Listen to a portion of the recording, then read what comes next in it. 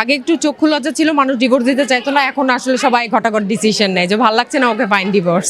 আর sugar daddy এখন নতুন প্রচলন হয়েছে তা তো না, আগে হয়তোবা ছিল, আমরা এটা নিয়ে কথা বলিনি, বাট এখন হয়তোবা সামনে এসে অনেকে কথা বলছে। বিয়েটা আনন্দও দিতে পারে যদি প্রপার মানুষকে আপনি বিয়ে করেন, আর সেটা আতঙ্কও হতে পারে যদি আপনি রং পার্সনকে চুজ করেন।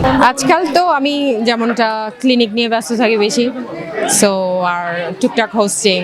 ক্লিনিক বিজনেস না, আসলে এটা ব্যবসা হয় না, ডাক্তারদের আসলে রোগীরা ব্যবসা না।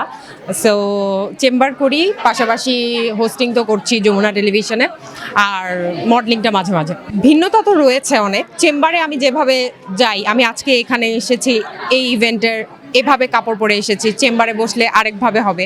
সো এটা ব্যালেন্স করে আপনাকে কোথায় কি পরে যেতে হবে, কোথায় কিভাবে আপনাকে বিহেভ করতে হবে, রোগীদের সামনে আপনি কিভাবে কথা বলবেন বা আপনি শোতে এসে কিভাবে কথা বলবেন, এটা কিন্তু পুরাটাই আপনার উপরে।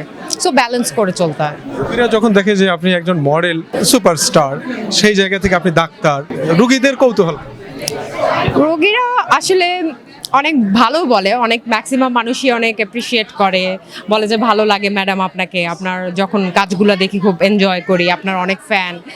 আর খারাপ কথা কেউ বলে না, যদিও মডেলিংটাকে অনেকে হয়তো বা একটু অন্য চোখে ভিন্ন চোখে দেখে থাকে, বাট আমার আসলে ওরকম এক্সপিরিয়েন্স নেই। সুগার ড্যাডি আসলে এইটা শব্দটা, এটা কোনো জাতীয় সমস্যা না যে এটা নিয়ে আমরা প্রতিনিয়ত কথা বলবো, আর এটা যার পার্সোনাল লাইফ থাকতেই পারে কারো। আর সুগার ড্যাডি এখন নতুন প্রচলন হয়েছে তা তো না, আগে হয়তোবা ছিল, আমরা এটা নিয়ে কথা বলিনি, বাট এখন হয়তোবা সামনে এসে অনেকে কথা বলছে।